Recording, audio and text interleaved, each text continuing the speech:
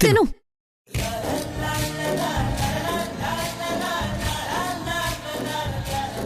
ముద్ద కమ్మగా ఉందా? ఎంత కమ్మగా ఉందో. ముద్దేగా మరి ముద్దు. హా? ఆ ముద్దు ముద్దుగా భలే చెప్పావంటున్నా.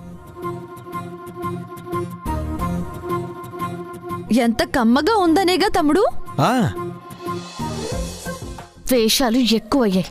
రాత్రైతే రెచ్చిపోవాలని చూస్తున్నాడు. ఏమైనా మొదలు పెట్టని, మోకాలతో తంతాను. తినక్షరా, కమ్మగా ఉంటుంది. ఆ, ఉంటుంది.